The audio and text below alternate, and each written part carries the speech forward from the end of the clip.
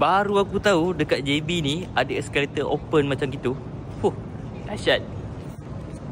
Okay, start kereta aku tak cakap banyak, aku terus gerak. Okay, cuba nak bagi tahu korang lah. Ini adalah RNF Mall. Okay, dia berada di hadapan sini.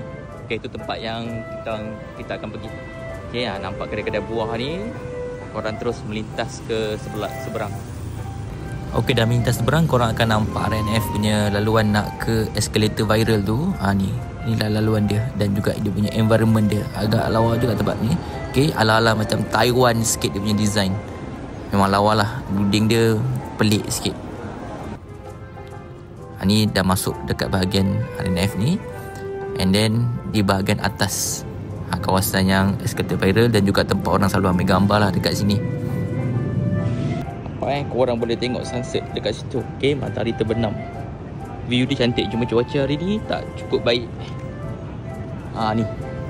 Inilah eskalator yang viral tu. So ada dua, ni satu. View dia menghadap Singapura.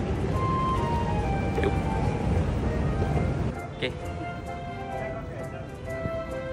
Okay, dalam bangunan dia belah bawah banyak gila booth yang daripada Chinese punya makanan. And then ada juga Melayu. Mana orang JB? Okay, aku ada dekat The J. Siapa-siapa yang pernah makan sini boleh komen dekat bawah tak? Macam mana makanan dia orang dekat sini? Cun tak cun? Tapi environment dia memang yang pening. Pukul 1 sampai pukul 3 buka. Ada tempat cas EV. Macam Tokyo.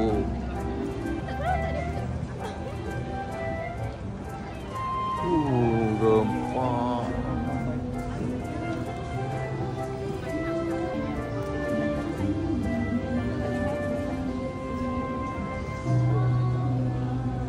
Dekat atas pun tempat makan.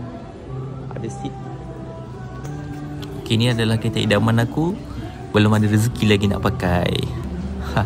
Okay, ini bahagian dalam dia lah indoor. So dia ada indoor dan juga outdoor. Okay, dekat indoor dia pun ada level atas untuk korang makan. Dia punya gaming ada dekat atas juga. Okay, ini adalah kaunter bayaran dan juga order manual. Boleh tengok bola kan. Ini pula kawasan outdoor dia. Untuk order dekat kedai ni, dia menggunakan QR code. So korang scan saja pakai handphone korang, and then korang boleh order dekat sini. Okay, menu pertama aku adalah ayam gepuk. Menu kedua aku adalah sate kajang. Menu ketiga aku adalah keropok leko pakai sambal kicap. Okay, menu keempat aku adalah mi goreng mamu.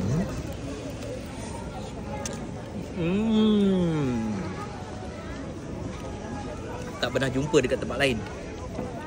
Okey, dan menu terakhir aku adalah pizza api-api. Mantap. Okey, dah settle semua, dah jalan-jalan, dan aku check in lah dekat hotel. Okey, Seven Heaven Boutique. Okey, and then inilah kawasan dia. Taklah mahal, 100 lebih saja, tapi puas hati. Okey, kepada siapa yang nak check in dekat sini, dekat bawah ni banyak kawasan massage. Jangan lupa yang mana dah tonton video aku ni, tekan button like, komen dan juga follow. Okey, bye bye. Assalamualaikum.